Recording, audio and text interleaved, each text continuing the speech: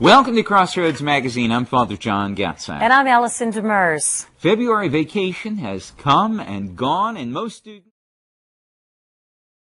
Well, staying home is nice, especially if you've recently upgraded, but sometimes you just need to get out for the evening. Going to the theater can be an exciting event for anyone, especially at one local theater, now designed with those with special needs in mind. Crossroads reporter Alicia Lavelle tells us about one man who's making sure that nobody misses the action on stage. The drama, the tragedy, the comedy. Live theater is a great night out in town for everyone. And with new technology, even the hearing impaired can enjoy the show. There's 31 million deaf and hard of hearing in the United States. About 2 million of those have sign language skills. So there's a number of people that really don't have a means of communication. And captions help them understand what's going on in the world.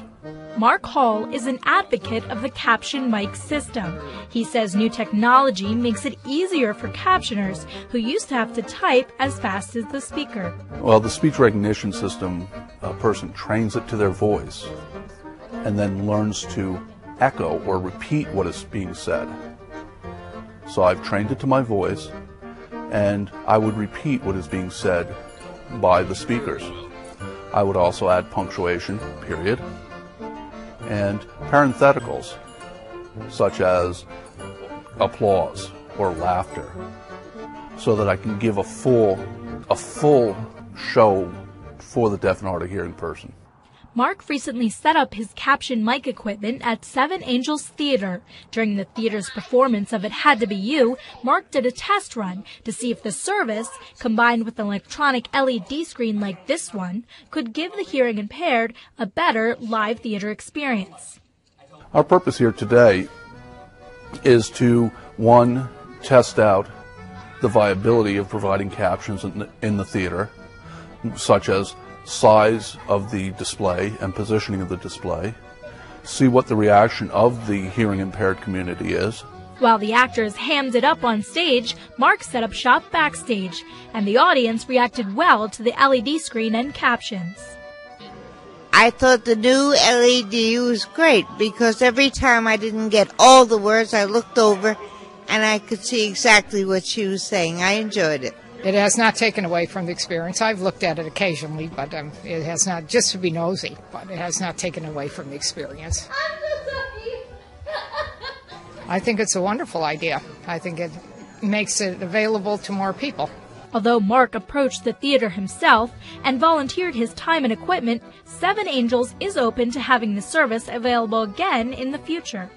We have an older group that comes in to see our shows. We have an older population here, and so I think they're really going to respond well to it.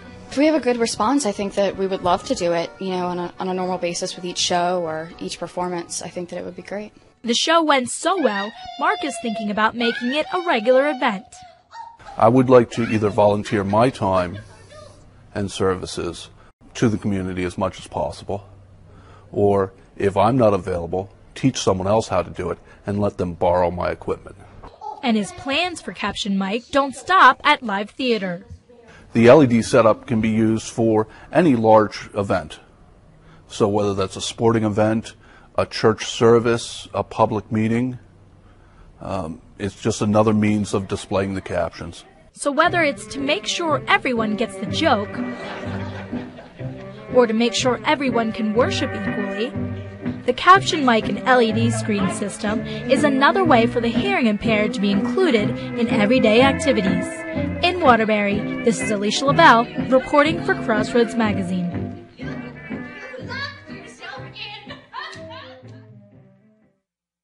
Mark Hall is actually the man responsible for setting up the captioning system right here at the Office of Radio and Television.